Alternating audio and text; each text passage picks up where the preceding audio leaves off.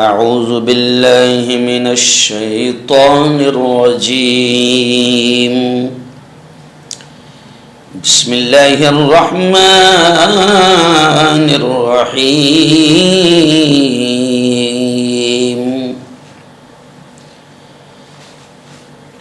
یا ایہا الذین آمنوا كتب عليكم الصيام كما كتب على الذين من قبلكم لعلكم تتقون صدق الله العظيم وقال رسول الله صلى الله عليه وسلم الصوم لي وأنا أجزي به أو أجزى به أو كما قال عليه الصلاة والتسليم. بہت ہی قابل صد احترام بزرگ و دوستو، پردہ نشین ماؤں اور بہنوں، پیغام رمضان کے آج اس دوسرے ایپیسوڈ میں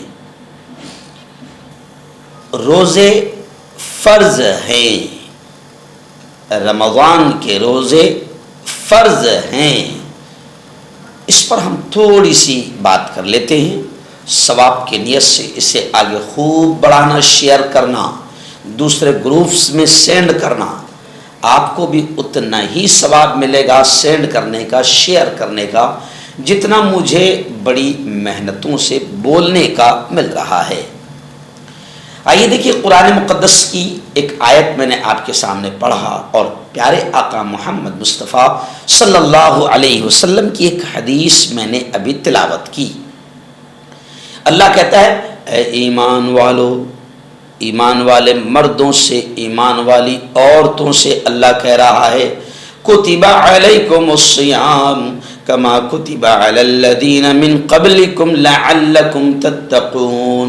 اللہ کہہ رہا ہے، اے ایمان والو، ہم نے روزوں کو تم پر فرض کر دیا جیسا کہ تم سے پہلی امتوں پر فرض کیا تھا. کیوں فرض کیا؟ مقصد بھی اللہ بتا رہا ہے، لعلکم تتقون، تاکہ تم متقی بن جاؤ، تقوی والے بن جاؤ، پرہیزگار بن جاؤ، گناہوں سے رکنے والے بن جاؤ. میرے دوستو، رمضان کے روزے فرض ہیں. یہ اس لیے میں جان بوجھ کر کہہ رہا ہوں کہ رمضان کے روزوں کو بھی بہت سارے مرد، بہت ساری عورتیں، بہت سارے جوان بلا کسی شرعی عذر کے، بلا کسی جائز عذر کے رمضان کے روزوں کو بھی چھوڑ رہے ہیں. حالانکہ میں آگے ایپیسوڈ میں بتاؤں گا کہ روزے کب چھوڑے جا سکتے ہیں اور روزے کب توڑے جا سکتے ہیں، لیکن آج میں آپ کو بتا رہا ہوں کہ رمضان کے روزے فرض ہے. اللہ کہتا ہے، کتب علیکم الصیام، ہم نے رمضان کے روزوں کو تم پر فرض کر دیا جس طرح پچھلی امتوں پر بھی فرض تھے. یعنی ایک چیز یہ سامنے آ گئی کہ رمضان کے روزے صرف آپ پر، ہم پر، امت محمدی پر ہی فرض نہیں ہیں، بلکہ ہم سے پہلے بھی جو قومیں گزری ہے، ہم سے پہلے بھی جو امتیں دوسرے نبیوں کی گزری ہے، ان پر بھی اللہ نے ان روزوں کو فرض کیا تھا. اتنی اہمیت کے حامل ہیں یہ رمضان کے روزے. اور یقیناً روزے فرض ہیں، اللہ کو اتنی پسند ہے، اتنی پسند ہے کہ اللہ کہتا ہے کہ میرے بندو، روزے کا بدلہ میں خود ہوں، میں خود ہوں. ایک جگہ اللہ یہ فرماتا ہے، حدیث پاک میں دوسرے الفاظ ہے کہ روزے کا بدلہ جیسے میں خود ہوں، اور دوسرے الفاظ میں آتا ہے کہ اللہ کہتا ہے روزے کا بدلہ میں دوں گا. جیسے نماز کا ثواب فرشتے لکھ لیتے ہیں، ظہر پڑھا اتنا اتنا ثواب، عشاء پڑھا اتنا اتنا ثواب، نفل پڑھا اتنا اتنا ثواب، زکوٰۃ آپ نے دی فرشتے ثواب لکھ لیتے ہیں، حج آپ نے کیا فرشتے ثواب لکھ لیتے ہیں، لیکن روزہ اتنی پیاری عبادت ہے کہ اللہ کہتا ہے روزے کا بدلہ میں دوں گا، فرشتے نہیں لکھیں گے، اللہ لکھتا ہے۔ اب ظاہر بات ہے کہ اللہ اپنی شان کے اعتبار سے لکھے گا، وہ اس کی شان کے اعتبار سے بدلہ دے گا، ثواب دے گا، اتنی اہمیت کی چیز ہے۔ اسی لیے پیارے آقا صلی اللہ علیہ وسلم نے جب یہ تمام چیزیں صحابہ کو بتائی تو آتا ہے کہ صحابہ نے جنگ کے میدان میں بھی روزوں کو نہیں چھوڑا۔ جنگ کے میدان میں اسلام کی اور کفر کی جو سب سے پہلی اور خطرناک جنگ، جس میں صحابہ بالکل تھوڑے سے مٹھی بھر اور سامنے 1000 کا لشکر دشمنوں کا، اور صحابہ میں کوئی اتنی تیاری بھی نہیں ہے، ہتھیار بھی ساتھ میں نہیں، اور ادھر پوری تیاری کے ساتھ کافروں کا لشکر آیا ہے، جنگ کا میدان ہے۔ جنگ کے میدان میں پیارے نبی نے بھی فرمایا کہ ایسے موقع پر روزہ چاہو تو چھوڑ سکتے ہو، بعد میں قضا کر لینا۔ مگر دوسرے دن جب صحابہ سے پوچھا حضور نے روزہ کس کس نے رکھا یا کس کس نے نہیں رکھا، تو پتا چلا کہ ایک بھی صحابی ایسا نہیں تھا جس نے روزہ نہ رکھا ہو، سب نے روزہ رکھا۔